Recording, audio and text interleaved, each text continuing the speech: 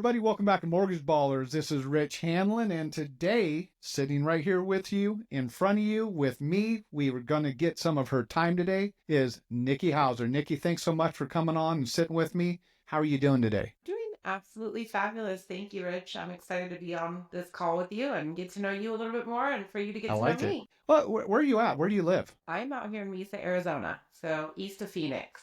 If I you're not literally familiar just got with off with Tyler Croft, who's in Arizona. We are doing an event April, I think it's 24th.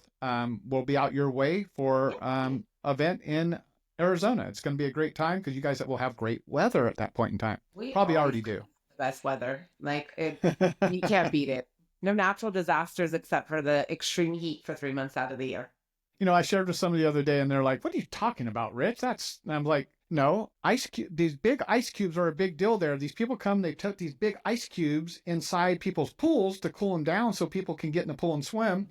And also, like, people get these resort passes, and they can go up to the resorts and use their pools and stuff.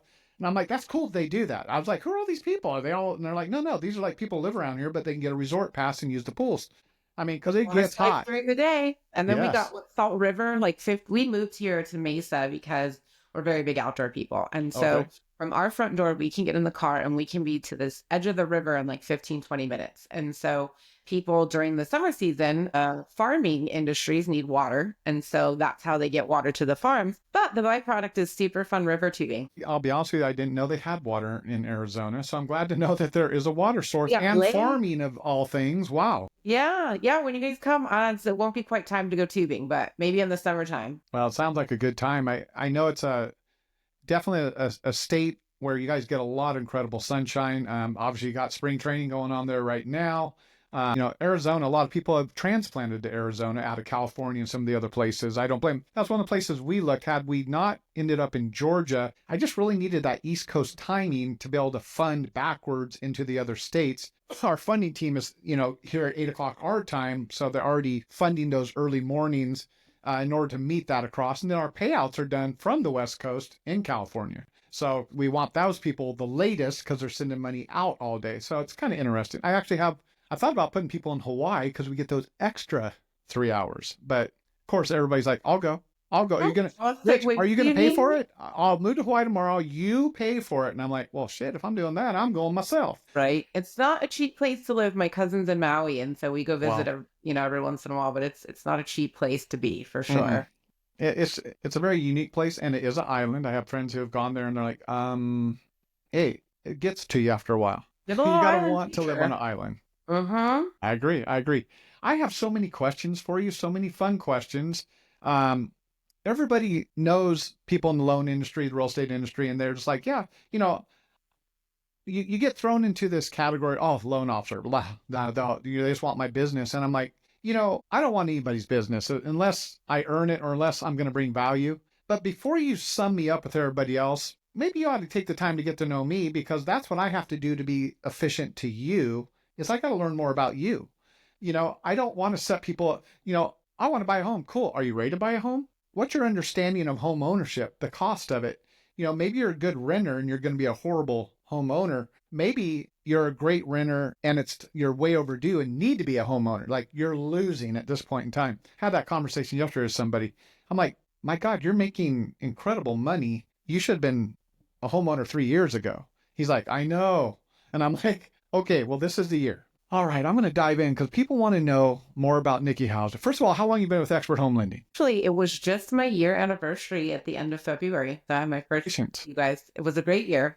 It was. I want you to elaborate on that a little bit. I know what you're talking about, but not everybody's going to know. Why do you say it was a great year? Well, I think that in a year where the mortgage industry was really hard for a lot of people, all of the years that I've put in have really just come back to me tenfold. All of the investments in other people and loving on people, it just all made me have the best year that I've ever had in my career. And so that's, I think, something to speak to when other people are getting out of this industry. I appreciate you sharing that. And I know the email that went out the day that I'm trying to remember what it was, but you're like, you sent an email out to some of the owners here and said, I just need to share this with you. And I'm like, I went home and I told my wife, I'm like, you asked me why I do it.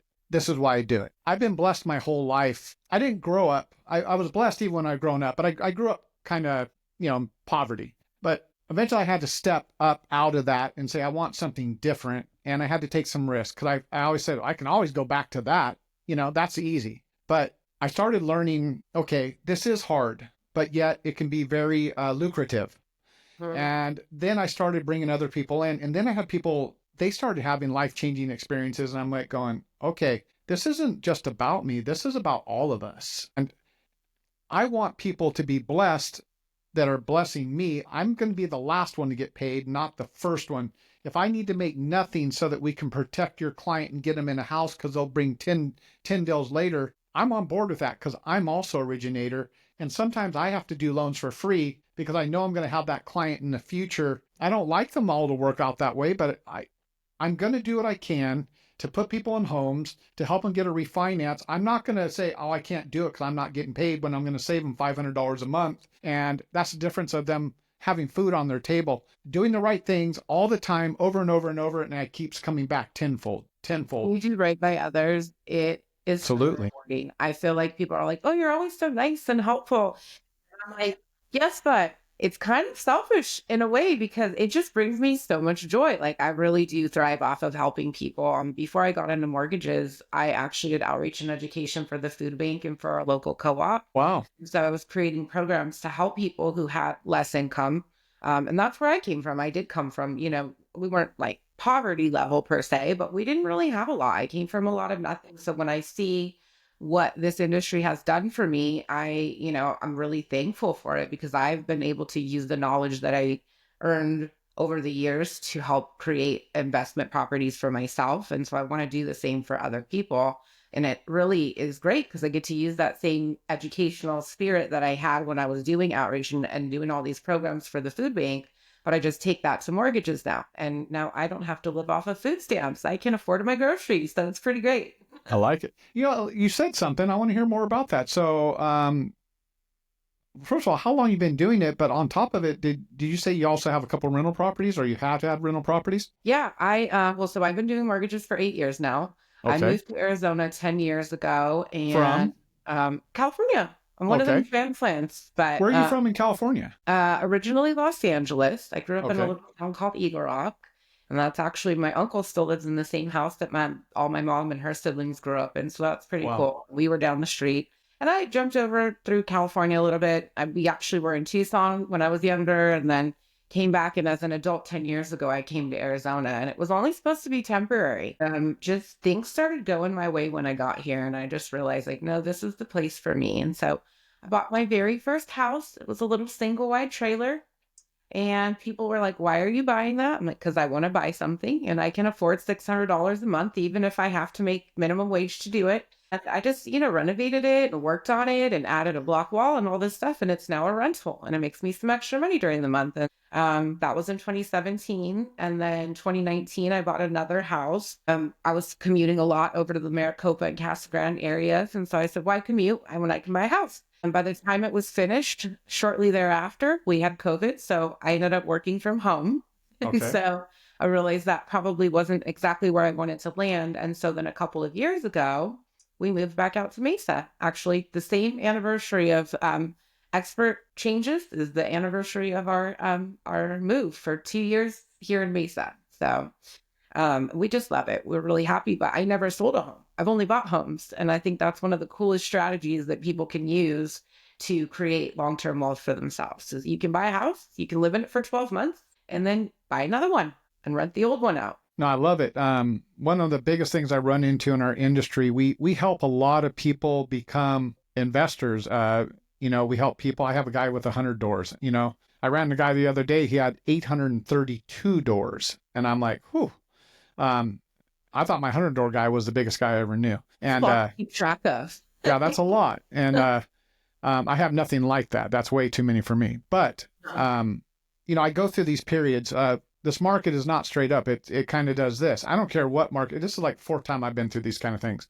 But I've learned to diversify a little bit so I don't get hit as hard. My first time through this was I was 100% invested in real estate. I was 100% only in refinances, not purchases. And 2008 hit and I lost everything. Um, I I came from nothing and I went back to nothing. But I had what was between my ears because I didn't hurt anybody. I didn't screw anybody over. Just I didn't do purchases. There was always purchases during that whole time. And I spent a couple of years like revamping. I had to reinvent myself in the purchase market. And I went to a place that Neighbors Financial, they did a lot of down payment assistance.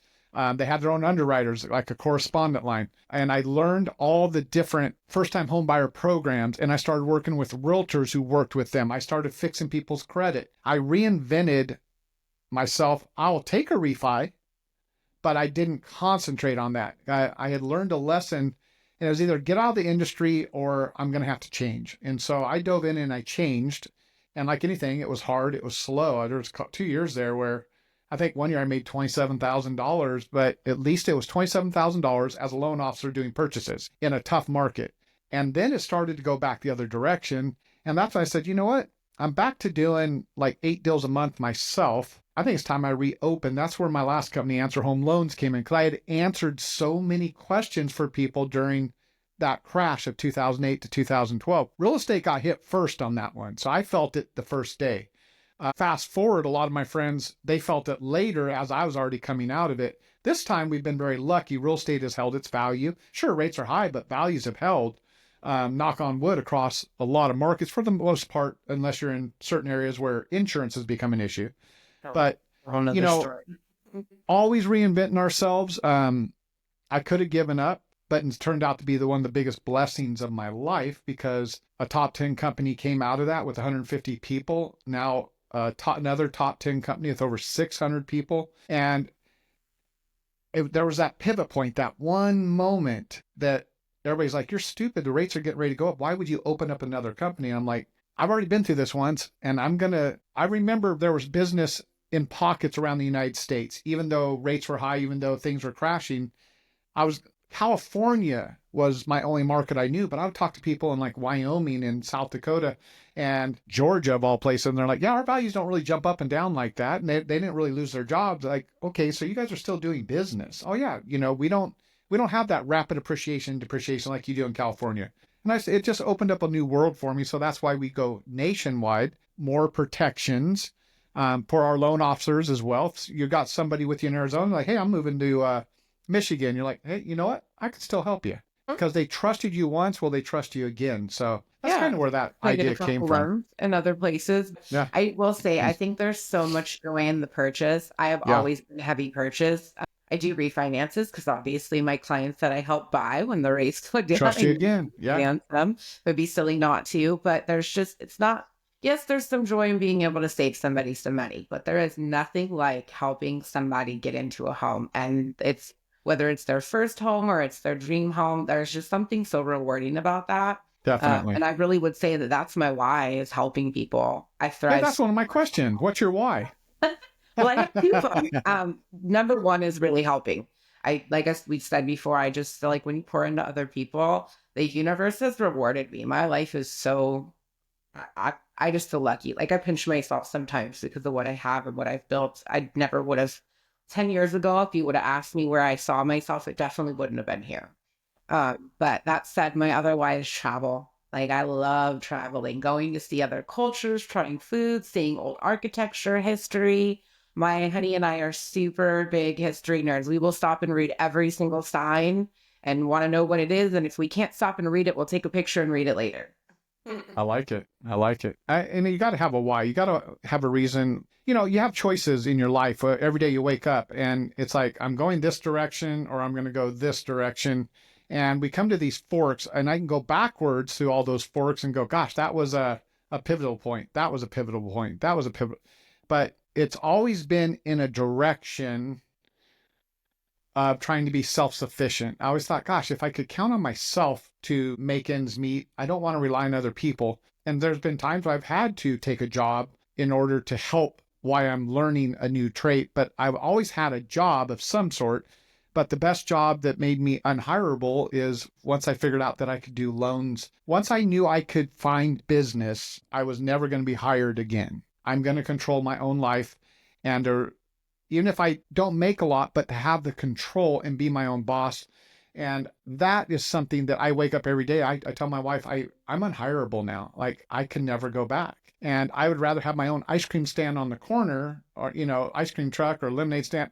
I'm going to find a way to be an entrepreneur so I can control it. We'll just have to control our spending because I'm not going back.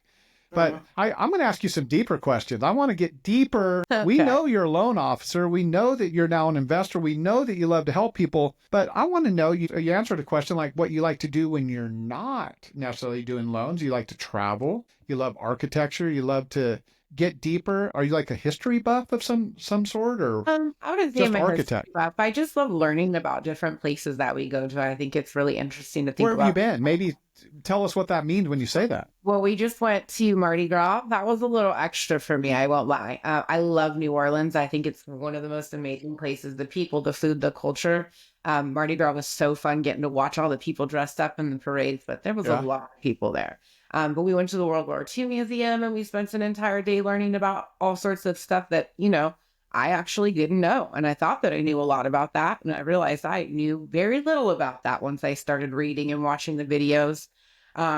We went to St. Augustine last year. That was really cool because that's one of the oldest cities in our country. And they have a castle monument over there that a lot of different cultures and countries had taken refuge in when different times of wars and pirates. So it's just kind of I knew cool to about the think about. pirates. Well, it's kind of cool to think about like in what year and how many years ago and all the different people that spent their lives in such different ways than we spend our lives today. Yeah. There's actually a fort right off of Key West, too, right at the very bottom down there. It's kind of, they say, oh, that's where the turtles are now. You can go swim around there in turtles. But it's like, no, I'm interested more in the building because obviously everybody has to pass by it. But it reminds me of the Pirates of the Caribbean when you're going through that ride and all of a sudden it's like, hey, that kind of looks like down there. But you start to realize we're in the Bahamas and they have old pirate forts and stuff there. Really Yeah, cool we went stuff. to go when we went on a cruise to see one. And I think my boyfriend was telling me yesterday we're going to Florida, Clearwater in Okay. May. And he said there's one down south that he wants to go check out. So I'm like, all right, we'll go. And Go you check guys it out. definitely See if doing some it's around. traveling. I Yeah, like it. it's fun. It's fun. And I like that I have a person in my life that is into the same things because I can't say that in the past years and relationships, anyone would stop and read the signs for me. And he says the same thing. He's like, I used to have to take pictures of every single sign. And then when we got back, I would read them all. And I'm like, well, we Okay. can stop and read them together. Well, congratulations, because that's what everybody needs, that kind of partner and support and stuff like that, believe me, especially in this industry. All right. I'm going to get deeper on this. I'm going to peel back those layers a little bit. I want people to know who they're dealing with when they hear the name Nikki Hauser. So here's a question for you. What's a pivotal moment in your life that shaped who you are today? Oh my goodness. Put me on the spot. By the way, she didn't know that question was coming. These are some of them, but, I was not prepared for this one. and take your time. There's no right or wrong answer. But the Huh. best answers are the ones that are just heartfelt and off the cuff. Well, I think I've been through a lot of trauma in my life. Are we sharing that? Are we going there? It's your video, girl. It's your video, Yeah. but you don't have to. I can go to another question. I'm not looking to make you sad or anything like that. Not bad. And in fact, like thankfully, like we just had a conversation about the partner I'm with now, but I think a pivotal moment was just realizing that certain people just leave very, very overarching, but just certain people are not going to treat you the way that you deserve to be treated. Fair And enough. just realizing that like your value and like kind of standing up for yourself. And I think I'm even finding more of that this year, where one of the overarching themes in my year is you can say no. I have a really hard time saying no to people. And so I'm like, I want to say yes to everybody. But I've realized that you have to say no to certain things so that you can say yes to more things that are really important in life for you. And say I yes agree. to the right people and say yes to the right circumstances that will continue to help you grow more. And so I think just a lot of the things in my past have taught me that like you don't need to say yes to everybody. You don't always have to be a people pleaser. The voice in my head says yes, you do, but so I'm working on that. I think it's awesome. You don't have to wait till you're almost 58 years old to do that. I literally just for the first time in my life, because I've always been accessible to everybody. But the problem is when you're accessible all day, I get people that I'm just getting hit from different directions. But then I stay late trying to accomplish it. And then eventually my wife says, when's it my turn? Right. So I went to a calendar about 2.5 weeks ago, and I put hour increments, and I said, here's my calendar. Pick any day you want. It's wide open. And like, just like you went on there and you picked a day. And people call me, hey, do you have 5 minutes? I don't, because I'm getting ready to talk to Nikki Hauser. Well, it's like, cool. But Nikki made an appointment, and she's going to get my undivided attention for 1 It's hour. everything. Your calendar. Oh my gosh, I've been doing it. Show me your calendar. I'll show you your life. That's what someone said to me. I love it. Yeah, it's true. And I've been scheduling. And the people who will take the time to make those appointments with you are going to take it seriously. And they're Yes. more likely to move forward and take the right steps rather than people that are like me now. I actually fired a client for the first time this year ever because they would literally call. And if I didn't answer, it was like, oh my gosh, but I'm like, I'm in the middle of talking to another client and I wouldn't want to interrupt your conversation for somebody else. So I'm not going to do it to them either. And every single time they didn't get me immediately, they would call up another lender. And so I had a conversation and I said, hey, I just feel like maybe this isn't the right fit because I am not available at every moment for your needs. And that's okay. If you need more than that, that maybe if there's somebody that's a better fit out there. And they kept saying, well, somebody told us to shop. And I said, well, if it was about you shopping me, that would be okay because you would have done that in a different moment. You're only doing it when I'm not answering the phone. And so that says to me that you don't value my time. And that's okay. That's okay. And it is. You're talking to somebody who just had one of her best years, and she's putting a value on her time because your time is valuable. And everybody that you've helped, I bet, would say, she's the best thing that ever happened to me. And now they're, and you're treating them like that. I want to treat you with that importance. And when you're getting a lot of hit and runs off of me, that's not the best me. And I pour so deeply into people. Like I literally put like myself, I'm an empath. So when I'm wanting to help, I'm like, I'm going to do every single thing I possibly can. If there's a way to get you into a home, I'm going to do it. So oftentimes I'm spending a lot of hours trying to figure out scenarios for people who have been told no 2 or 3 times before. And so if that same person isn't going to give me that same time and effort back, I've had to realize like you can't give that much of yourself to everyone. You have to give that of yourself to the people who take that and appreciate that. I agree. All right. That was a great answer, by the way. If you could give your younger self one piece of advice, what would it be? Quit second guessing yourself. All right. Yeah. Got a person with multiple rentals. Go buy a $500 a month rental. Do it now. Well, I'm going to say, buy more real estate sooner. That would be one too. Because I didn't start until 2017. And like, we all know that the real estate got pretty expensive shortly thereafter in the grand scheme of things. So, but yeah, I'm not fucking guessing myself. And it's funny, I was having a conversation with a client the other day, and she's very much like an energy person and like crystals and that kind of thing. Yeah, I know you're talking about. Said the same thing to me. She goes, the one piece of advice I'm going to give you is never to second guess yourself. And this year has gone back to that, like all intuition. Anytime I have not trusted my intuition, I come back and I'm like, Nicole, you knew better. Why did you not listen to yourself? And when I have, I'm just like, yeah, that's why I made the decision to do what I did in that time. I'm amazed all the time. We have people that help with really tough transactions, but when it gets to our own transactions, sometimes we second guess ourselves. I'm like, well, what would you give your own self that advice? That's kind of where that came from. So I'm glad you're taking your own advice, because I imagine I had a conversation with myself the other day. It doesn't mean I'm crazy, but I was like, what would I tell myself if I said this if I heard this? And I just, and it was interesting. I shared it with a men's group that I'm part of on Wednesdays, and they're laughing at me. I'm like, I give out advice all day, and then I struggle on some of the conversations trying to figure out some things in my life. But instead, I asked myself the question, like ChatGPT, what would you do? And I said, I'm going to give myself an honest answer based on how I feel in my gut. It was the right answer, because we fight stuff so much when it's so close. We hold on tight to it, which is crazy. We got to learn to let go more. My sister and I actually are one of our favorite Disney movies is Alice in Wonderland. And there's a quote in there where she sits down and she says, I give myself very good advice, but I very seldom follow it. And sometimes it's easy to tell everybody else, like, oh, from an outside perspective. And then we forget sometimes, like, all right, are we taking our own advice to listen to those intuitions and to do the right things? And um, so that's always been something that we go back to.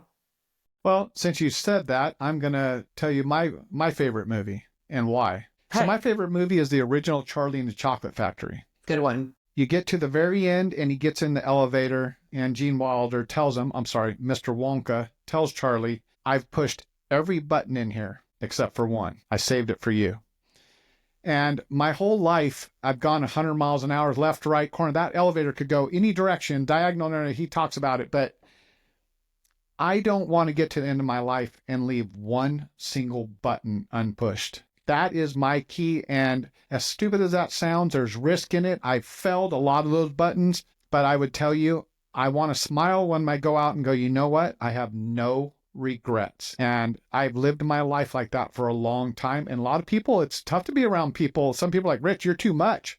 You're just always trying to search for the next best thing. And I'm like, when are you going to be content? And I'm like, I am content. I'm trying to reach back and help others. I don't think someone helped me get to where I'm at. Why in the world would I not share backwards and figure out who the next person is that can take it 10 times further? That's what I love doing. I love pouring backwards into people. I'm not looking to be on a pedestal. I'm looking to be right here with Nikki, not this way.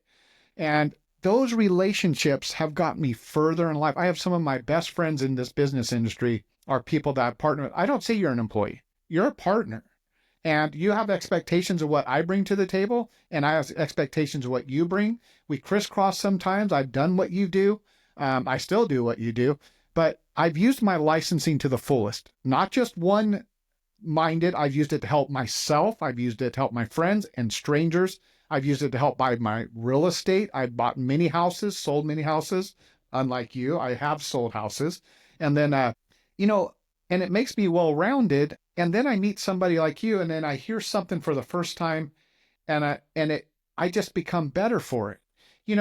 You said it, and I heard it. It's okay to say no sometimes. It really is. And I'm learning that, and I'm just a lot older than you, but I'm It's learning really that in hard. 2025. It is. It is. It's really I want to hard. please a lot of people because I worry that they're struggling and like, how can I help? But we've talked about it. Some of the best things we can do, I need to do on more of a bigger scale to reach more people because we talked about it. Only 20% of the people took me up on doing a video. The other 80%, either they're too nervous. I had some people that said, hey, Rich, I don't want to promote the Xpert brand because I use a DBA this way. And I'm like, oh, okay. Are you guys going to do something? I'm just trying to get you to do something.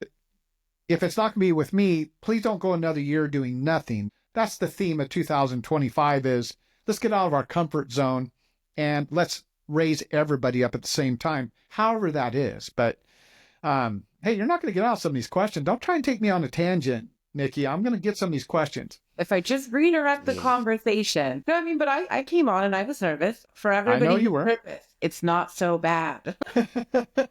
And we figured out the electronics part of it, and it's coming out really well, by the way. It looks really good. It sounds really good. Awesome. Here we go. I want to hear, what is the wildest thing that has ever happened to you up to this point in time? Fair enough. We're going to go right back to the G-rated questions. Here we go. I like this one. If you had to start over with nothing, what would be your first move or first go-to? Everything's gone except what's up here. What you've learned all your life up to this point in time. How would you reinvent yourself from today? Like career wise or like my entire No, like career wise, you got to make money starting all over again from scratch today. Because now you're talking to somebody who maybe is brand new one day in this industry, and they're like, "Well, what would she do? She said she had her best year. What have you learned?" got it. You have to bring value. You have to start off with something value because too many people pick up the phone and I'm sorry, but I'm great, but strangers don't want to have coffee with me. Somebody wants to have coffee with me, maybe because I've given them value.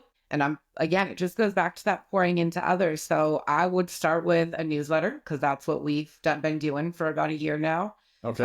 And giving that value once a week to agents, something that they can take. And that's what I would do is that way when you pick up the phone, you actually have something to talk about. You're not just picking up like, hey, do you have any business for me?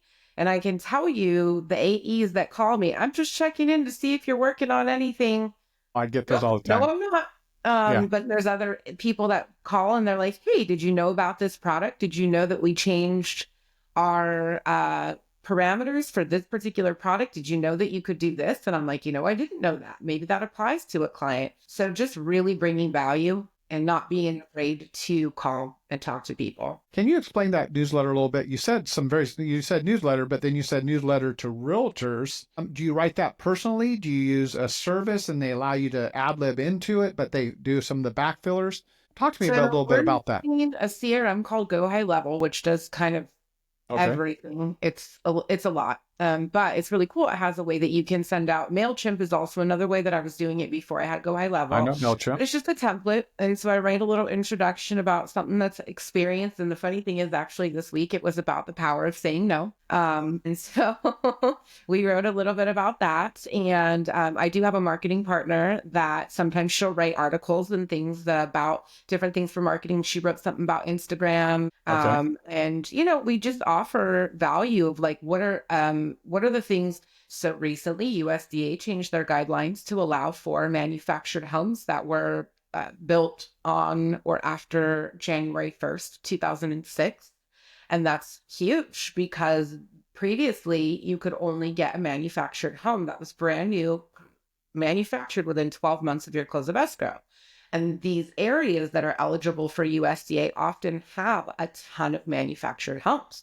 And so knowing that and the people that I work with, like, hey, did you know now you can go take your clients out to manufactured homes as long as they're 2006 later, that opens up an entire market. FHA just changed their guidelines to allow for border income to be a lot more easy to use because they used to make you file it on your taxes. But let's be real, if you're getting rent from a roommate, are you filing that as income on your taxes? No.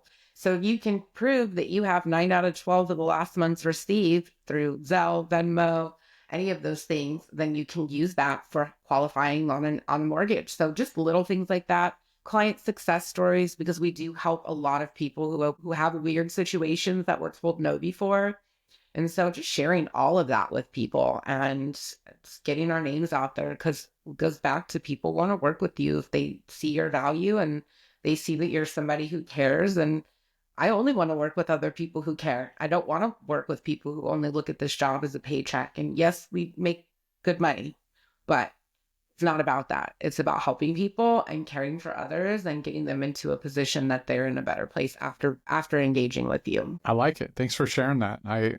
You're one of the first, I think Catherine Barnett, Catherine Barnett also has a newsletter that she does. I said, send me your link. I want to see it. So I'll tell you the same thing. Send me your link. I'd like to see it. I We'll like to tag you in collab on that too. our CRM. There you go. Just drop me in. All right. So I like that one. I'm trying to catch you off guard here. Yes. There we go. There's a good one. I used this one this morning with Keisha Larkins and it caught her off guard Oh. in a good way. If you could give your younger self one piece of advice, what would it be? I think you asked me that one. Is that the one that you didn't answer? That was the one of trust your instincts. Never mind. That was. And buy My more real apologies. estate.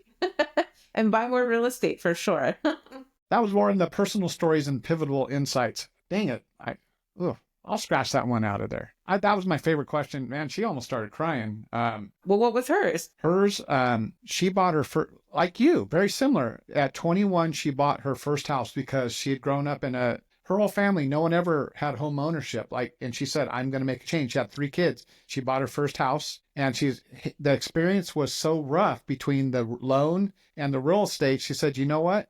I got no education out of it. I was scared to death. She said, I became a realtor and then I got my loan side of it. And she now has like a brokerage in California, but partners with us for the loans. But she said, I am going to educate people because no one should ever go through the way I did it. And it changed it.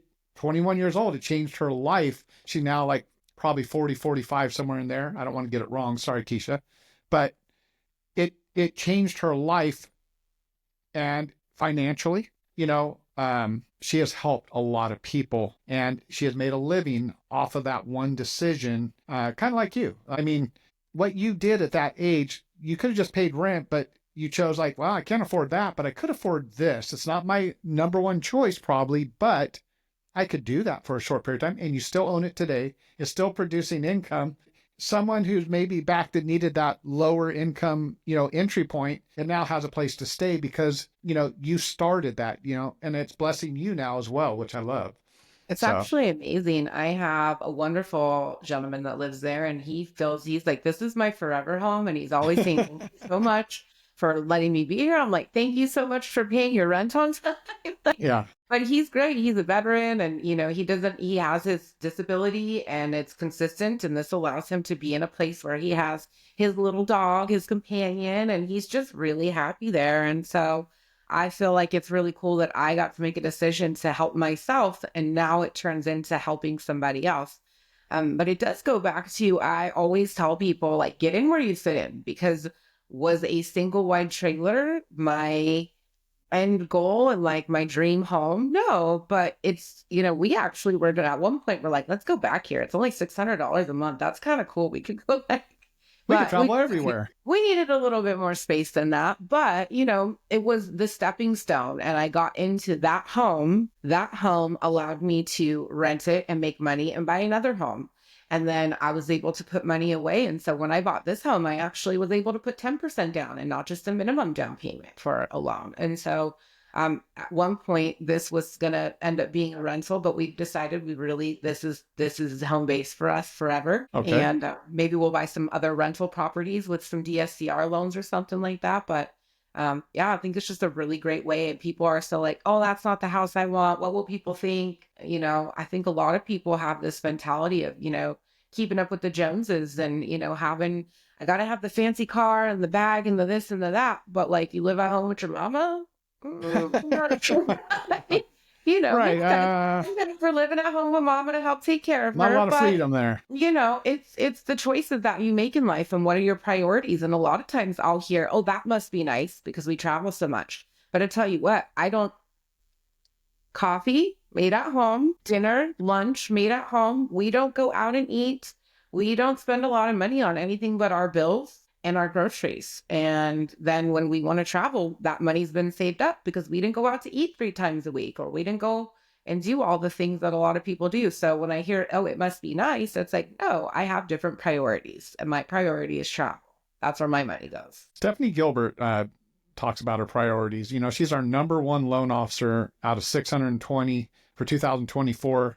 And it's interesting. I could almost put your guys' interviews side by side and listening to what I'm listening to. If people don't hear it, what I hear is success, and it's coming out of your mouth with every value add that you're adding on. And I'm listening to all these people. I interview so many people, and I can tell right away what's missing because they're almost defeated before when they wake up in the morning, they're already defeated. And I don't hear that with you.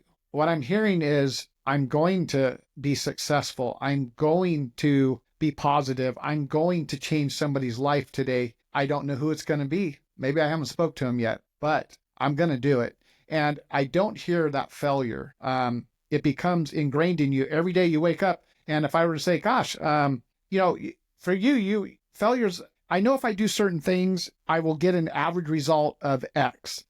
And I keep doing those things. Sometimes it's not daily that I get a loan, but I know I've gone 3 months one time, then all of a sudden I got 5, and it went right back to the averages, the law of averages. I know what my success formula is, and I'm hearing you with that success formula, what's working for you, even in one of the toughest markets. I am so excited to watch what happens when these rates level out a little bit, and you're going to be doing 3 or 4 times the amount of business, and then we're going to check back. Are you still living in that same house, or did you buy 2 more rentals?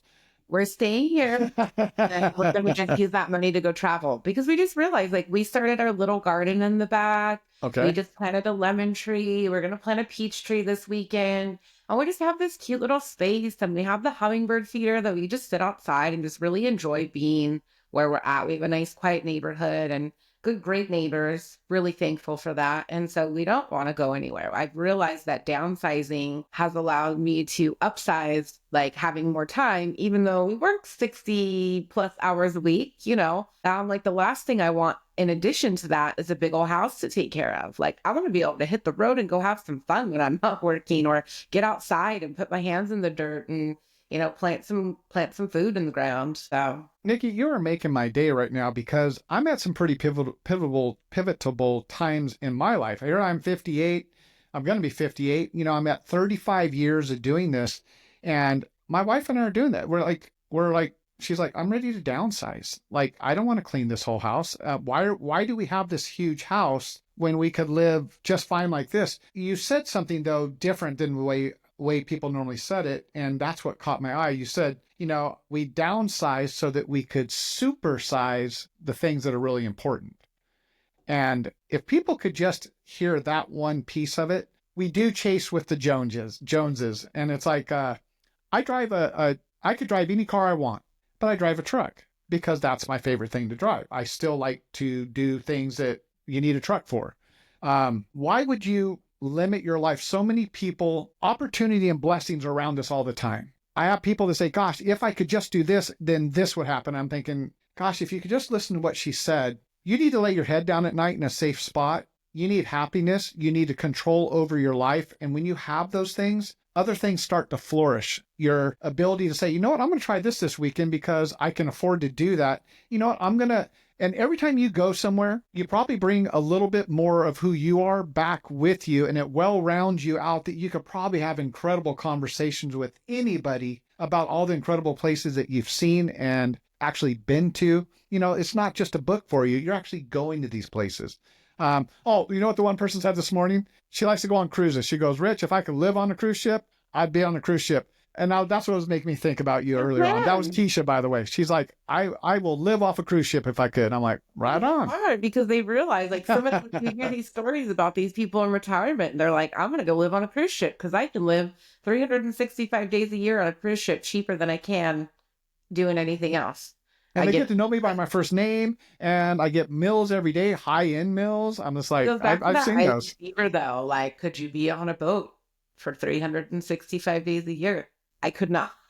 I saw that Ritz-Carlton now has a Ritz-Carlton cruise ship, and I'm thinking, okay, and they want you to you could buy a room, right? Just like anything, or you can just use their service. I'm thinking, what that like? I could own a room and rent out that room to other people because I could not live on a boat 365. I'm that person that when I want to get to the island and spend a little more time there. I don't want you to push a horn and then I got to run and get on the boat and go to the next spot because you spend a lot of time at sea. Nothing wrong with that, but I like getting to destinations and putting my feet in the water. By the way, I love the ocean. It's different every day. I love that breeze that comes. I love thinking there's so much that we don't know, out under that water. And there's such incredible things. When I think of all the space on the planet that's still occupied by water, it's just, I enjoy the water. If I could go back in time and reinvent myself, I would be a treasure hunter. I would be diving for wrecks. I would be looking for treasure. I've always been fascinated by the pirates. But instead I took the easy route. No, I don't know. I think that's amazing because I think about that too. It's like all the unknown things. And, in this era, you kind of think, well, most of land has been discovered and we have LIDAR and all these things that we can see through forests and stuff like that. But the ocean is such a vast mystery of things that we just can't even get to. And there's also something super healing about it. Just sitting by a body of water, which, like I had mentioned earlier, being able to get in the car and literally drive to the edge of the river and we'll go sit, we'll bring our chairs and maybe a 6-pack. And sometimes 6-pack of Pepsi, people. Come on. Keep your head straight. Exactly. We're loan officers. It's a 6-pack of Pepsi. But we go and we sit and there's just something like sometimes there's wild horses that come up that you can watch. Wow. And there's just something about that water, that the sound of it, the energy of it, it's very healing. I like that word, energy.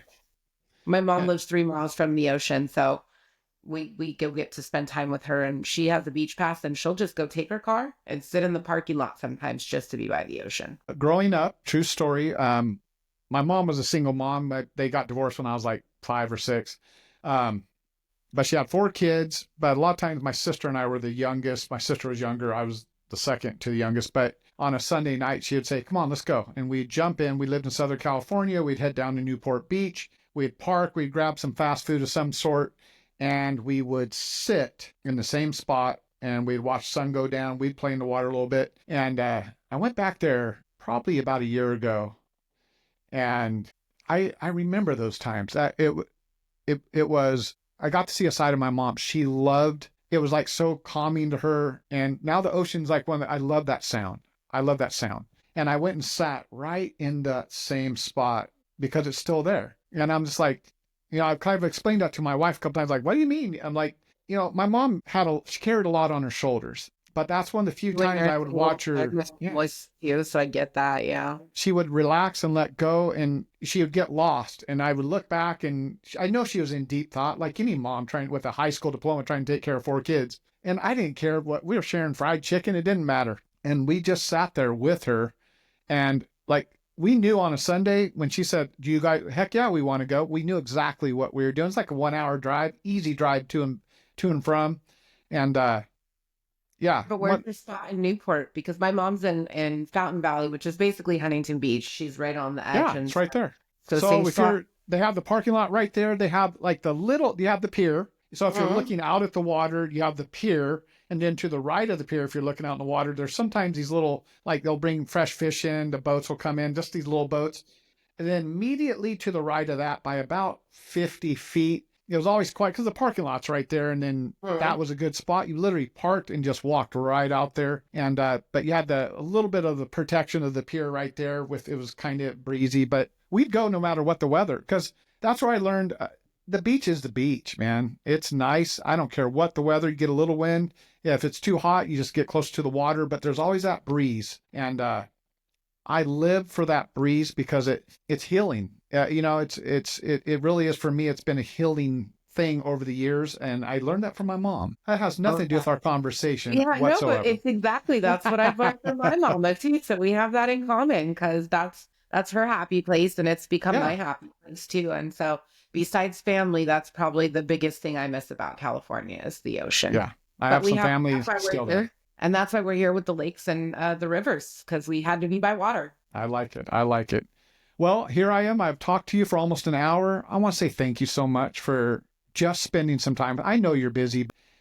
To get to know you a little bit better, I don't want to just know you as a name. I want people to know who you are, what you're about. And on top of it, you can also help people get houses. You can also put value into people's lives. And I want to say thank you for all you're doing. Thanks for partnering with Xpert. Thank you for sharing that, Xpert has helped you in some ways that you weren't really counting on, but I hope you hit every goal you can imagine, and I hope you stretch it 10 times that. I think you're in the You. right place for a life-changing experience, and I look forward to hearing those changes as you hit them. And I'm going to challenge you now that I know a little more about you, because I think there's other people that could really use some of your mentoring. They need some of that to rub off on them, and I'm not take happy your to. time, but bring value. Yeah, I'm happy to help. I do have one person that I've brought on to Expert that I'm helping Okay. mentor because she was in another place that was really just taking, taking, taking. And I said, "You come over here. I'm gonna give you some value, and I'm gonna hopefully teach you the things that I had to learn all on my onesie over the last 8 years, and give you a little bit better of a learning curve than I was set up with." And she's just real thankful for it, and I'm happy to help wherever I can.